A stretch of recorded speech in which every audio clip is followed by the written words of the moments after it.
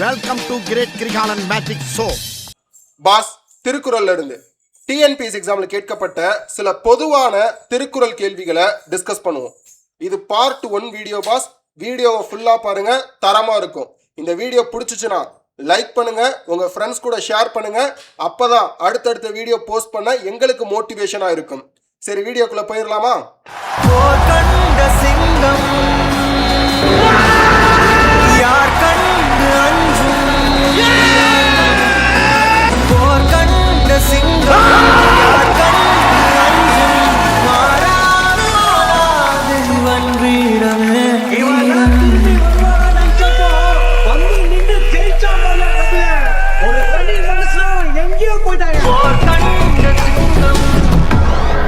தோற்றியா ஜெயிச்சியான அடுத்தவன் சொல்லக்கூடாது, உனக்குள்ள இருக்கிறவன் சொல்லணும். புத்தி உள்ளவன் ஜெயிப்பான். போய் வேலை பார். திருக்குறள் முப்பால் கொண்டவை: அறத்துப்பால், பொருட்பால், இன்பத்துப்பால். அறத்துப்பால்ல 4 இயல்கள் உள்ளது: பாயிரவியல், இல்லறவியல், துறவரவியல், ஊழியல். பாயிரவியல்ல 4 அதிகாரங்கள் உள்ளது. ஒவ்வொரு அதிகாரத்துக்கும் 10 குறள்கள் இடம்பெற்றுள்ளது. 1ல இருந்து 4வது அதிகாரம் வரைக்கும் பாயிரவியல். இல்லறவியல்ல 20 அதிகாரங்கள் இருக்கு. 5ல இருந்து 24வது அதிகாரம் வரைக்கும். துறவரவியல்ல 13 அதிகாரங்கள் உள்ளது. 25ல இருந்து 37வது அதிகாரம் வரைக்கும். ஊழியல்ல ஒரே அதிகாரம் தான், 38வது அதிகாரம். அறத்துப்பால்ல மொத்தம் 38 அதிகாரங்கள் உள்ளது. ஒவ்வொரு அதிகாரத்துக்கும் 10 குறள்னு கால்குலேட் பண்ணா 380 குறள்கள் அறத்துப்பாலில் உள்ளது. பொருட்பால் 3 இயல்கள் கொண்டது: அரசியல், அங்கவியல், ஒளிபியல். அரசியல்ல 25 அதிகாரங்கள், 39லிருந்து 63 அதிகாரம் வரைக்கும். அங்கவியல்ல 32 அதிகாரங்கள் உள்ளது. 64ல இருந்து 95வது அதிகாரம் வரைக்கும். ஒளிபியல்ல 13 அதிகாரங்கள் உள்ளது. 96ல இருந்து 108 அதிகாரம் வரைக்கும். பொருட்பால்ல மொத்தம் 70 அதிகாரம் உள்ளது. ஒவ்வொரு அதிகாரத்துக்கும் 10 குறள்னு கால்குலேட் பண்ணோம் அப்படின்னா 700 குறள்கள் பொருட்பாலில் உள்ளது. இன்பத்துப்பால்ல 2 இயல்கள்: களவியல், கற்பியல்.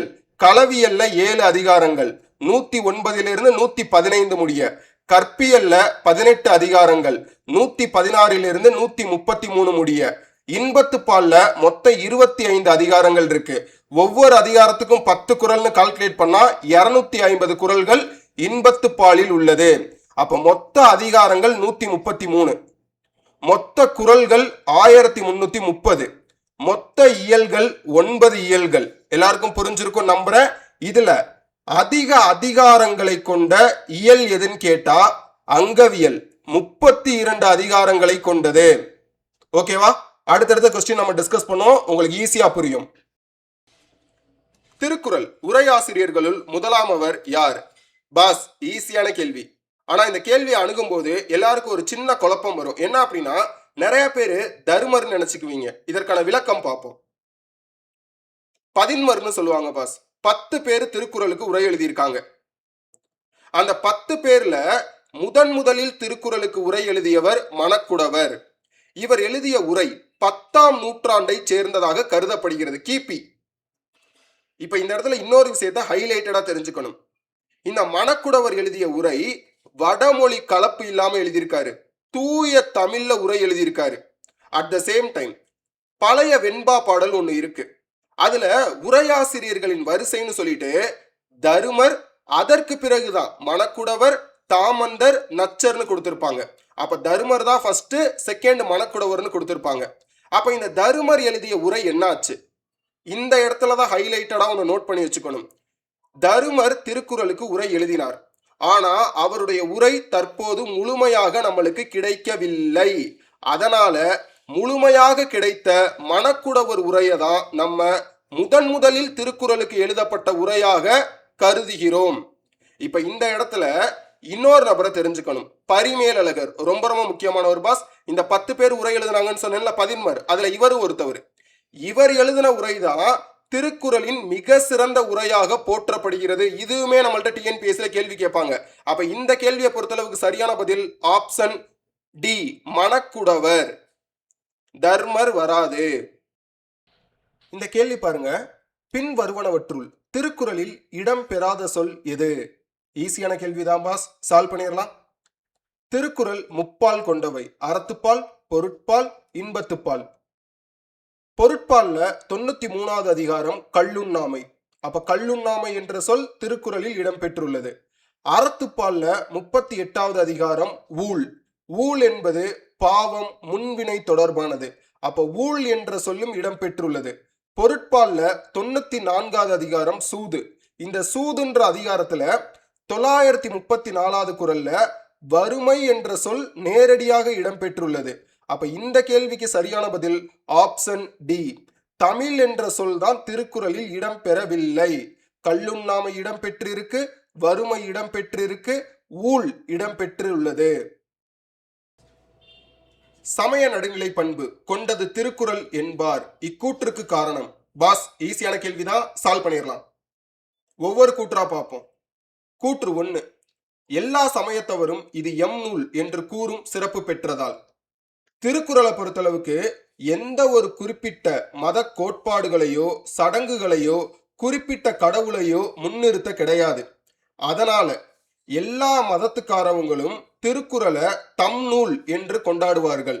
சைவமா இருக்கட்டும், வைணவமா இருக்கட்டும், சமணமா இருக்கட்டும், பௌத்தமா இருக்கட்டும், கிறிஸ்தவமா இருக்கட்டும், அனைத்து சமய அறிஞர்களும் திருக்குறளை தங்களுக்குரிய அறநூலாகவே ஏற்று போற்றுகின்றனர். அப்ப முதல் கூற்று ரைட்டு. இரண்டாவது கூற்று, கடவுள் உண்டு என்பவர் மட்டுமின்றி இல்லை என்பவரும் உவந்து ஏற்கும் சிறப்பு பெற்றதால். கடவுள் இருக்குன்னு நம்புறவங்களும் திருக்குறளை டெஃபினட்டா அக்செப்ட் பண்ணிக்குவாங்க, கடவுள் இல்லைன்னு சொல்றவங்களும் திருக்குறளை டெஃபினட்டா அக்செப்ட் பண்ணிக்குவாங்க. சோ இரண்டாவது கூற்றும் சரிதான். கூற்று 3, இனம், சாதி, சமயம், வகுப்பு எல்லாவற்றிற்கும் அப்பாற்பட்டதால். சொல்லும் போதே உங்களுக்கு புரிஞ்சிருக்கும், பிறப்பொக்கும் எல்லா உயிருக்கும். அப்போ மூணாவது கூற்றும் சரிதான். கூற்று 4, மனித இனத்திற்கு பொதுவான ஒழுக்கமும் அறிவும் அறிவுறுத்தப்படுவதால். பஸ் நல்லா கவனிங்க, இதை உலக பொதுமறைன்னு சொல்றோம். எதற்காக?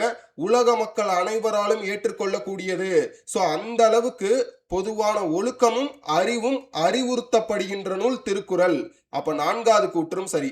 இந்த கேள்வியை பொறுத்தளவுக்கு சரியான பதில் ஆப்ஷன் டி, அனைத்தும் சரி. குறள் குறித்த சிறந்த விளக்க உரையினை உருவாக்கியவர் யார்? இந்த கேள்வியுமே ரொம்ப ரொம்ப ஈஸியான கேள்விதான் பாஸ். இந்த கேள்வியை பொறுத்தளவுக்கு ஆப்ஷன்ல கொடுத்திருக்க எல்லாருமே முக்கியமானவங்க. அவர்களுடைய சில முக்கிய குறிப்புகளையும் நம்ம தெரிஞ்சுக்குவோம். திருக்குறளுக்கு 10 பேர் உரை எழுதியிருப்பாங்க. அதை நம்ம பதின்மர் உரைன்னு சொல்லுவோம். அந்த 10 பேர் யார் யாருன்னு பார்ப்போம். தருமன், மணக்குடவர், தாமந்தர், நச்சர், பரிதி, திருமலையர், மல்லர், பரிபெருமாள், காளிங்கர் மற்றும் பரிமேலழகர். தருமன் தான் முதலாக உரை எழுதியவர். ஆனா இவர் எழுதிய உரை நம்மளுக்கு முழுமையாக கிடைக்கவில்லை. நம்மளுக்கு முழுமையாக கிடைக்கப்பட்ட உரை மணக்குடவர் எழுதிய உரை. அதனாலதான் முதலில் திருக்குறளுக்கு உரை எழுதியவர் மணக்குடவர்னு சொல்லிட்டு படிப்போம். இது ரிலேட்டடாகவும் டிஎன்பிஎஸ்ல ஆல்ரெடி கேள்வி கேட்டிருக்காங்க. ஓகேவா? கடைசியா உரை எழுதினவர் தான் பரிமேலழகர். ஆனா இவருடைய உரை தான் இந்த 10 உரைகள்லையுமே சிறந்த உரையாக கருதப்படுகிறது. இந்த பரிமேலழகர் உரை என்பது கிபி 13ஆம் நூற்றாண்டை சேர்ந்ததாக கருதப்படுகிறது. இப்ப ஆப்ஷன்ல கம்பர்னு கொடுத்திருக்காங்க. கம்பர் யாரு? கம்பராமாயணம் எனும் காப்பியத்தை இயற்றியவர். அகத்தியர் யாரு? தமிழ் இலக்கணத்தின் தந்தையாக கருதப்படுபவர். அதே போல முதல் சங்கத்தின் தலைவராக இருந்தவர். காளமேக புலவர் யாரு? சிலேடை இரட்டுற மொழிதல் பாடுவதில் வல்லவர். இந்த கேள்விக்கு சரியான பதில் ஆப்ஷன் சி, பரிமேலழகர். சிறந்த விளக்க உரையை எழுதினது பரிமேலழகர் தான். சுக்கிரநீதி, மனுநூல் முதலியவற்றின் வழிநூல் திருக்குறள் என்பாரின் கூற்றை மறுத்து திருக்குறள் முதல் நூலே என்றவர் யார்? இதுவும் ஈஸியான கேள்விதான் பாஸ், சால்வ் பண்ணிடலாம். வடமொழியில சுக்கிரநீதினு ஒரு நூல் இருக்கு, மனுதர்ம சாஸ்திரம்னு ஒரு நூல் இருக்கு. இந்த நூலை தழுவிதான் திருவள்ளுவர் திருக்குறளை எழுதியிருக்காருன்னு சொல்லிட்டு சிலர் கூறி வந்தனர்.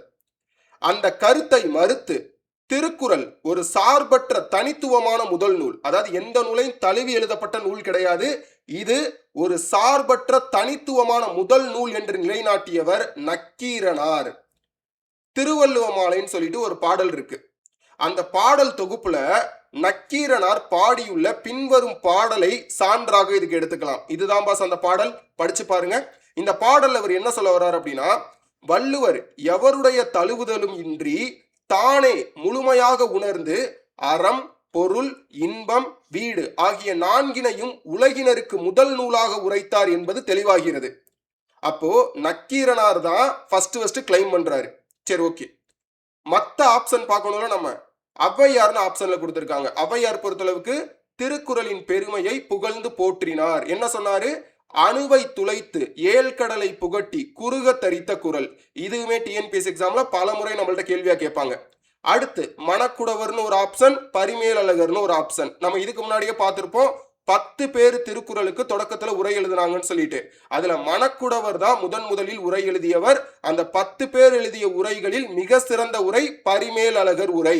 இந்த கேள்விக்கு சரியான பதில் ஆப்ஷன் ஏ, நக்கீரனார். தமிழர்களின் வேதம் என்று அழைக்கப்படும் நூல் எது? இதுவுமே ஈஸியான கேள்விதான் பாஸ், சால்வ் பண்ணிடலாம். தமிழர்களின் வேதம் என்று அழைக்கக்கூடிய நூல் திருக்குறள் தான். திருக்குறளுடைய மற்ற சிறப்பு பெயர்கள் என்னன்னு பார்ப்போம். முப்பால், உத்தரவேதம், தெய்வநூல், பொய்யாமொழி, வாயுரை வாழ்த்து, திருவள்ளுவம். திருக்குறளை ஏன் தமிழர்களின் வேதம்னு சொல்றோம்? திருக்குறள் உலக மக்கள் அனைவருக்கும் பொதுவான வாழ்வியல் நெறிகளை கூறுவதால் உலக பொதுமறைன்னு சொல்றோம். எஸ்பெஷலா தமிழர்களின் உன்னதமான வாழ்வியல் வாழ்முறையை வகுத்தளிப்பதால் தமிழர்களின் வேதம், தமிழ்மறை என்றும் திருக்குறள் சிறப்பித்து அழைக்கப்படுகிறது. அப்ப இந்த கேள்வியை பொறுத்தளவுக்கு சரியான பதில் ஆப்ஷன் சி, திருக்குறள்.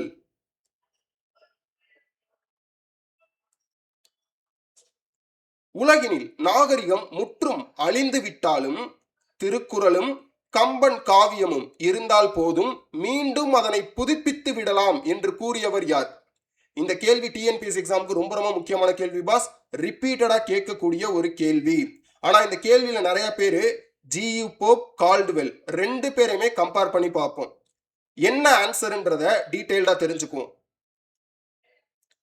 திராவிட மொழிகளின் ஒப்பிலக்கணம் அப்படின்ற ஒரு நூலை எழுதியவர் ராபர்ட் கால்டுவெல். அதனால இவரை திராவிட மொழிகளின் ஒப்பிலக்கண தந்தை என்று அழைக்கிறோம். இந்த ராபர்ட் கால்டுவெல் தான் சொல்றாரு, உலக நாகரிகங்கள் அனைத்தும் முற்றிலும் அழிந்து போகும் ஒரு சூழ்நிலை ஏற்பட்டாலும் தமிழர்களின் உன்னத படைப்புகளான திருக்குறளும் கம்பன் காவியம்னு சொல்லிட்டு கம்பராமாயணத்தை சொல்றாரு மட்டும் தப்பி பிழைத்திருந்தால் அவற்றை வைத்தே உலகிற்கு ஒரு புதிய மிக சிறந்த நாகரிகத்தை மீண்டும் உருவாக்கி விட முடியும் என்று தமிழ் மொழியின் ஆற்றலை வியந்து பாடியுள்ளார் ராபர்ட் கால்டுவெல். அப்ப ராபர்ட் கால்டுவெல் தான் இந்த கூற்ற சொல்றாரு. எந்த கூற்ற சொல்றாரு? உலகம் முற்றிலும் அழிஞ்சு போச்சுனாலும் திருக்குறளும் கம்பன் காவியமும் இருந்தா போதும், மறுபடியும் உலகத்தை புதுப்பித்து விடலாம்னு சொல்லிட்டு. இப்போ மத்த ஆப்ஷனை பார்ப்போம். ஜியு போப் திருக்குறள், திருவாசகம் போன்ற நூல்களை ஆங்கிலத்தில் மொழிபெயர்த்தவர். தனது கல்லறையில் இங்கே ஒரு தமிழ் மாணவன் உறங்கிக் கொண்டிருக்கிறான் என்று எழுதச் சொன்னவர் ஜியு போப். இதுவுமே டிஎன்பிஎஸ்ல பலமுறை கேள்வி. வீரமாமுனிவர்னா யாரு பாஸ்? இத்தாலி நாட்டை சேர்ந்த இவர் திருக்குறளின் அறத்துப்பால் மற்றும் பொருட்பாலை லத்தீன் மொழியில் மொழிபெயர்த்தார். தேம்பாவணி காப்பியத்தை இயற்றியவர் Veeramamunivar. Ellis, Francis White Ellis சொல்லுவாங்க. இவர் தான் திருக்குறளின் சில பகுதிகளை முதலில் ஆங்கிலத்தில் மொழிபெயர்த்து அச்சிட்டவர் ஆவார். பாஸ், இந்த முதலின்றத நோட் பண்ணி வச்சுக்கோங்க. ஆக்சுவலா திருக்குறள்ல சில குறள்களை முதலாக ஆங்கிலத்திற்கு மொழிபெயர்த்தவர் வேற ஒருத்தவர் இருக்காரு. அவர் சில குறள்களை மட்டும் மொழிபெயர்த்திருப்பாரு. ஆனா இவர் சில பகுதிகளை ஆங்கிலத்தில் மொழிபெயர்த்தார். அந்த கேள்வியை லேட்டரா பார்ப்போம். அதுவும் நம்ம கட்டாயம் தெரிஞ்சுக்கணும். ஓகேவா? இந்த கேள்வியை பொறுத்தளவுக்கு சரியான பதில் ஆப்ஷன் ஏ, கால்டுவெல். தமிழுக்கு கதி என்று அழைக்கப்படுபவர்கள் யார்? ரொம்ப முக்கியமான கேள்வி பாஸ், சால்வ் பண்ணிடலாம். தமிழுக்கு கதி என்று சிறப்பிக்கப்படும் 2 நூல்கள் கம்பராமாயணம், திருக்குறள். பெயர் காரணம் என்னன்னு பார்ப்போம். கதியில கா என்பது கம்பராமாயணம், தி என்பது திருக்குறள். தமிழுக்கு கதி என்று அழைக்கக்கூடிய 2 நூல்கள் கம்பராமாயணம் மற்றும் திருக்குறள். எல்லாத்துக்குமே புரிஞ்சிருக்கும் நம்புறேன். கம்பராமாயணத்தை இயற்றியது கம்பர், திருக்குறளை இயற்றியது திருவள்ளுவர். அதனால தமிழுக்கு நல்வழி காட்டும் கதி என்று போற்றப்படுகிறார்கள் திருவள்ளுவர் மற்றும் கம்பர். அப்ப இந்த கேள்வியை பொறுத்தளவுக்கு கம்பர் மற்றும் திருவள்ளுவர் தான் தமிழுக்கு கதி என்று அழைக்கப்படுபவர்கள். ஆப்ஷன்ல இருக்கக்கூடிய மற்றும் பல முக்கியமான விஷயங்கள். இளங்கோ புகழேந்தி. இளங்கோவடிகள் ஐம்பெரும் காப்பியங்களில் ஒன்றான சிலப்பதிகாரத்தை இயற்றியவர். புகழேந்தி புலவர் நலவெண்பாவை இயற்றியவர். கபிலர் பரணர். இவங்க 2 பேரும் சங்க காலத்துல நெருங்கிய நண்பர்களாக இருந்திருக்காங்க. கபிலர் குறிஞ்சி திணை பாடல்களை பாடுவதில் உலக புகழ் பெற்றவர். இந்த கேள்விக்கு சரியான பதில் ஆப்ஷன் பி, கம்பர் திருவள்ளுவர் தமிழுக்கு கதி என்று அழைக்கப்படுபவர்கள். சரியானதை தேர்வு செய்க. நம்மள்ட்ட ஒரு 4 கூற்று கொடுத்துருக்காங்க. பாஸ், திருக்குறளை பத்தி மேலோட்டமா உங்களுக்கு தெரிஞ்சிருந்தாலே இந்த கேள்வியை படிச்சு பார்த்தே உங்களால ஆன்சர் பண்ணிட முடியும். நம்ம சால்வ் பண்ணுவோமா? திருக்குறள் அறிவையும் கல்வியையும் வலியுறுத்துகிறது. கரெக்ட். குறள் மதத்தின் முக்கியத்துவத்தை உணர்த்துகிறது. இது ரொம்ப ரொம்ப தப்பு பாஸ், தப்பான ஒரு ஸ்டேட்மெண்ட். ஓகேவா? 3வது கூற்று, குறள் கலை மற்றும் நடனத்தின் முக்கியத்துவத்தை வலியுறுத்துகிறது. நம்ம திருக்குறள் எவ்வளவோ ஸ்கூல்ல இருந்து படிச்சுட்டு வந்திருப்போம், நடனத்தை பத்திலாம் அது பேசினதே கிடையாது. அப்ப இதுவும் தவறு. 4வது கூற்று, குறள் வாய்மையையும் அடக்கத்தையும் வலியுறுத்துகிறது. டெஃபினட்டா சரியான ஸ்டேட்மெண்ட். அப்ப இந்த கேள்வியை பொறுத்தளவுக்கு சரியான பதில் ஆப்ஷன் சி, 1 மற்றும் 4 சரியானது. 2, 3 தப்பு.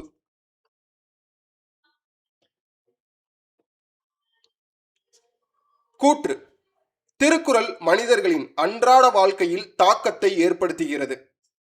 ஏனென்றால் காரணம், மனிதர்கள் திருக்குறளின் மூலப்பொருளான அகிம்சை, மதச்சார்பின்மை, சகோதரத்துவம் ஆகியவற்றை பின்பற்றுகின்றனர். இந்த கேள்வி நம்ம படிச்சு பார்த்தாலே ஆன்சர் தெரிஞ்சிடும். சரியான பதில் ஆப்ஷன் டி, ஏ மற்றும் ஆர் இரண்டும் சரி. மேலும் ஆர் ஏவிற்கான சரியான விளக்கம். தமிழில் சிறந்த நீதி நூலாக கருதப்படுவது எது? ஈஸியான கேள்வி பாஸ், சால்வ் பண்ணிடலாம். தமிழ்ல 14 கீழ்கணக்கு நூல்களாக இருக்கட்டும், பிற்கால நீதி நூல்களாக இருக்கட்டும், நிறைய நூல்கள்ல அறநெறி மற்றும் நீதியை பத்தி நிறைய நூல்கள் பேசுது. அது எல்லாத்துலயும் பேசினாலும் தலை சிறந்த நீதி நூலாக கருதப்படுவது திருக்குறள் மட்டுமே. திருக்குறளுக்கு உலகளாவிய ஒரு சிறப்பு இருக்கு. என்னன்னு பாருங்க, சாதி, மதம், நாடு, காலம் என எதற்கும் உட்படாமல் உலக மக்கள் அனைவருக்கும் பொதுவான உன்னத வாழ்வியல் நீதிகளை 1330 குறட்பாக்களில் மிக சுருக்கமாக உணர்த்துவதால் இது உலகளாவிய அளவில் மிக சிறந்த அறநூலாகவும் நீதி நூலாகவும் போற்றப்படுகிறது. இப்ப ஆப்ஷன் வேற வேற கொடுத்திருக்காங்கல்ல, அதை என்னன்றதை பார்த்துருவோம். நீதிநெறி விளக்கம் 17ஆம் நூற்றாண்டில் வாழ்ந்த குமரகுருபரரால் இயற்றப்பட்ட ஒரு சிறந்த நீதி நூலாகும்.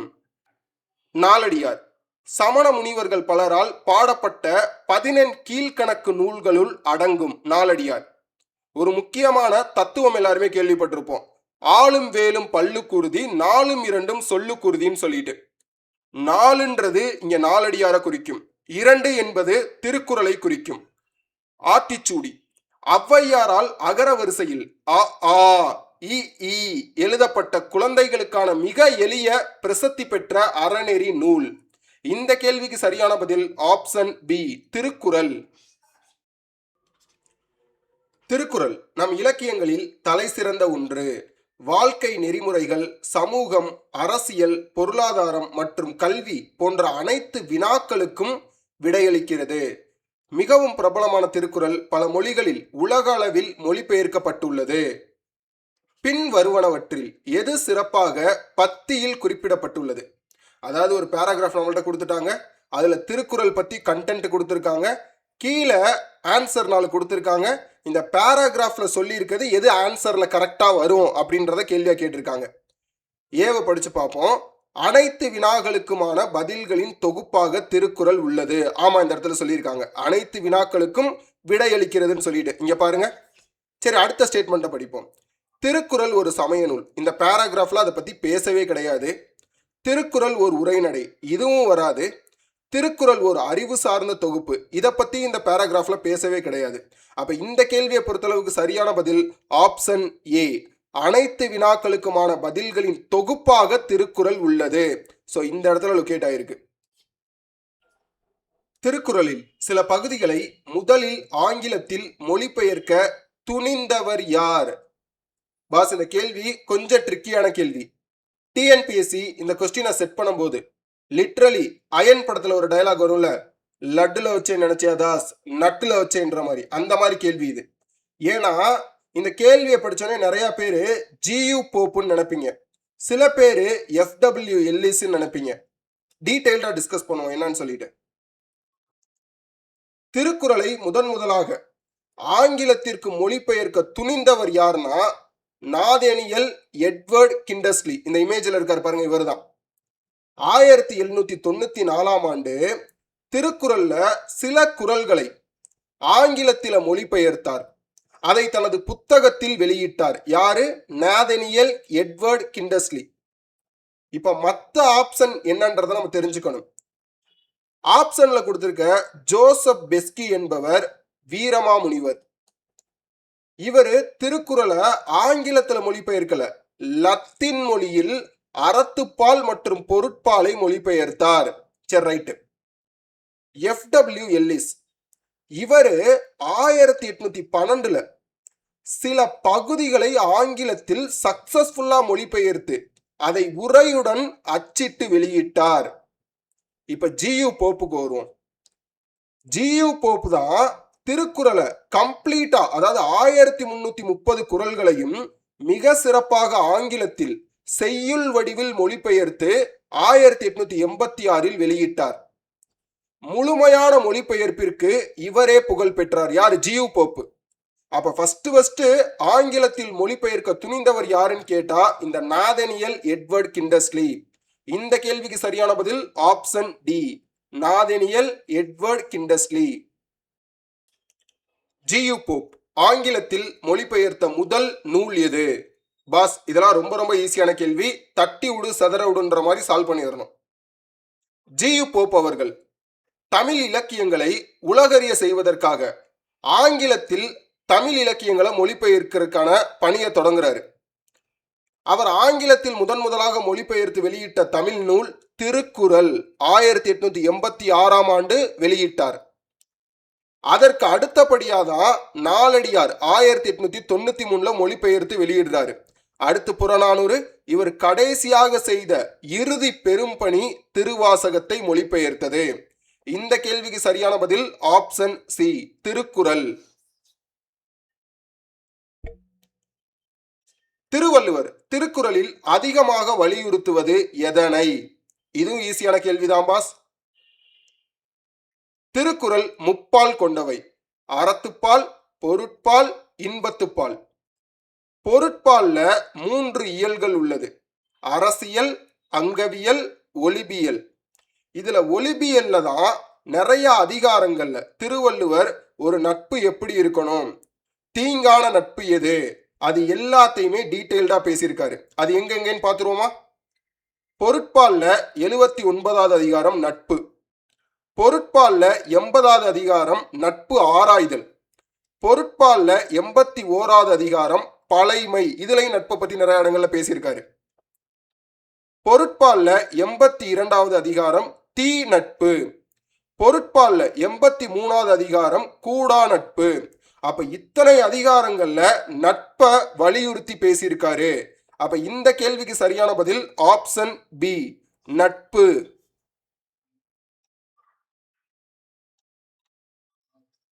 ஆளும் வேலும் பல்லுக்குருதி, நாலும் இரண்டும் சொல்லுக்குருதி என்பதில் நாலும் இரண்டும் என்பது எதனை குறிக்கிறது? இதெல்லாம் நம்ம ஆல்ரெடி டிஸ்கஸ் பண்ணியிருக்கோம் பாஸ், இருந்தாலும் நம்ம டிஸ்கஸ் பண்ணுவோம். ஒரு பழமொழி இருக்கு, ஆளும் வேலும் பல்லுக்குருதி, நாலும் இரண்டும் சொல்லுக்குருதின்னு சொல்லிட்டு. ஆளும் அப்படின்னா ஆலங்குச்சி, வேலும் அப்படின்னா வேப்பங்குச்சி. இதை வச்சு ஒருவருடைய பற்களை உறுதிப்படுத்த முடியும். அதே போல நாலடியார் திருக்குறள் 2 நீதி நூல்களும் மனிதனின் பேச்சுக்கும் வாழ்க்கை நெறிக்கும் வலிமை சேர்க்கும் என்பது இதன் பொருளாகும். அப்ப நாலும் என்பது 4 அடிகளை கொண்ட வெண்பாக்களாலான நாலடியார் என்னும் நூலை குறிக்கும் தான் 4. 2னா என்ன?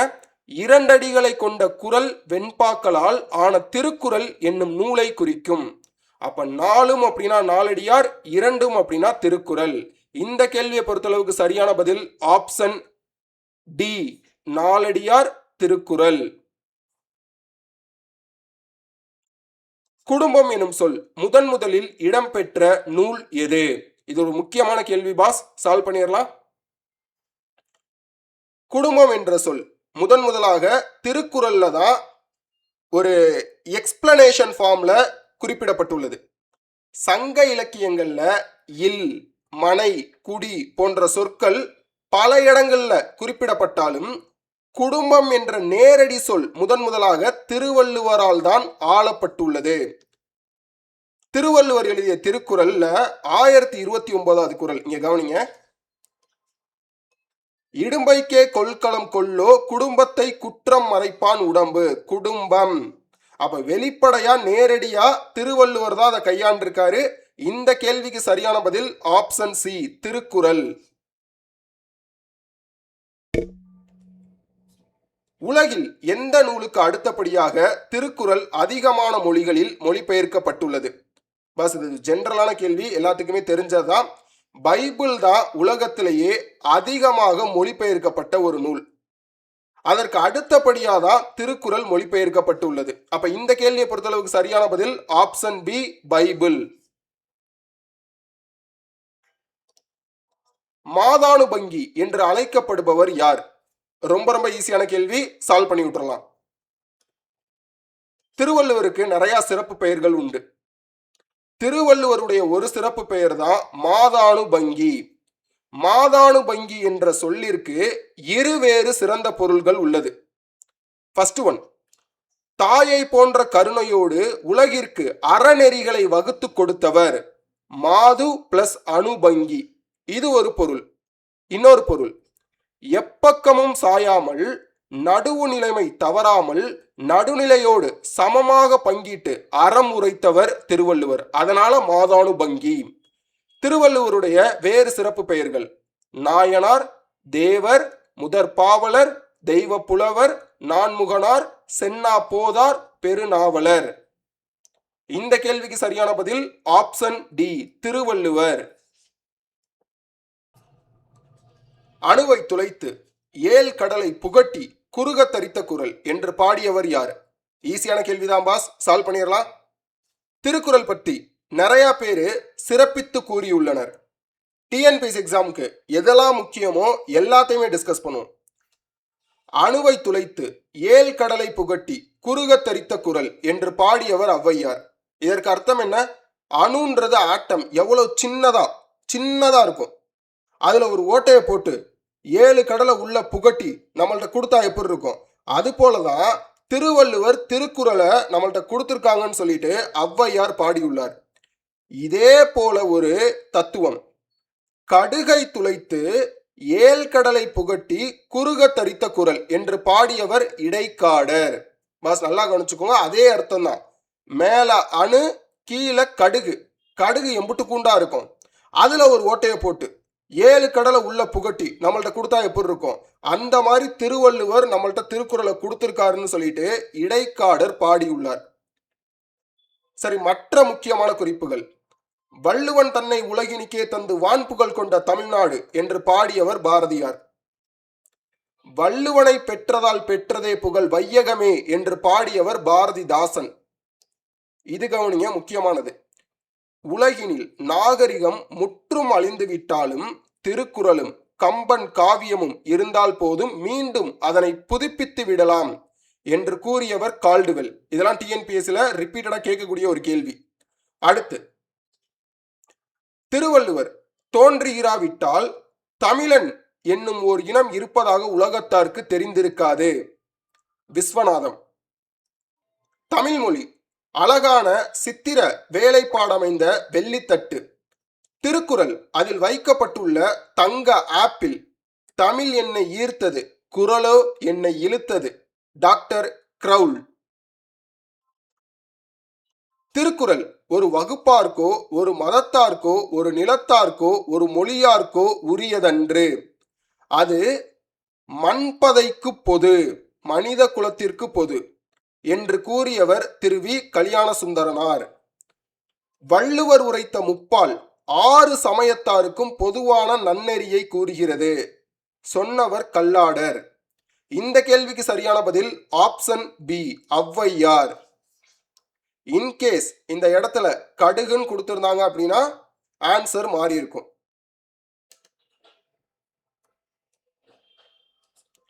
உலக வாழ்க்கையின் இயல்புகளையும் நடைமுறைகளையும் அனுபவ வெளிப்பாடுகளாக குறிப்பிடும் திருக்குறள் பகுதி எது? திருக்குறள் பொறுத்தளவுக்கு முப்பால் கொண்டவை.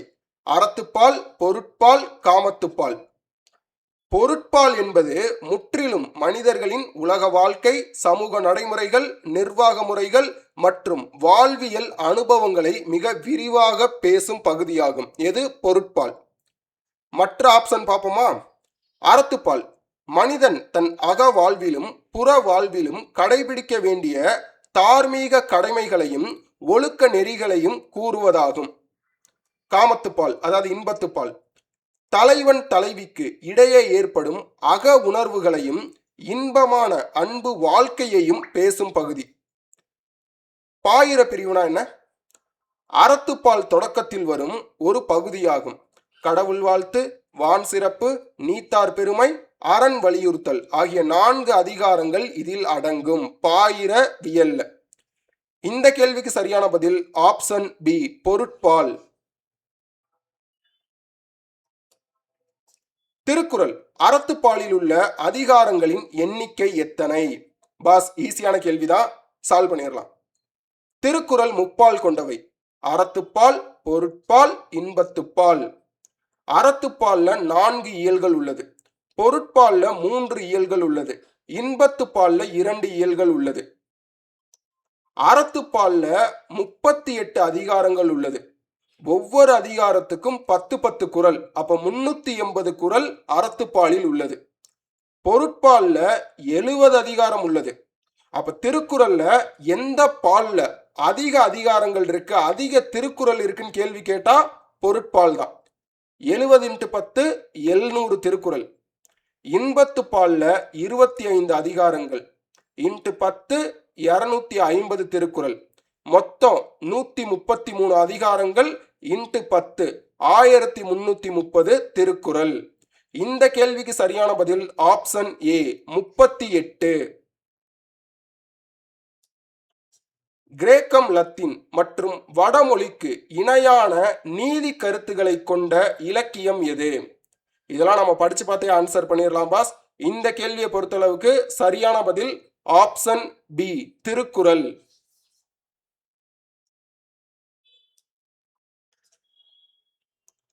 சமய நடுநிலை பண்பு கொண்டது திருக்குறள் என்பார் கூற்றுக்கு காரணம். இதே போல கேள்வி ஆல்ரெடி நம்ம சால்வ் பண்ணியிருக்கோம். அதே டைப் தான். இதை படிச்சு பார்த்தாலே நம்மளாலே ஆன்சர் பண்ண முடியும். ஃபர்ஸ்ட் கூற்ற பாருங்க.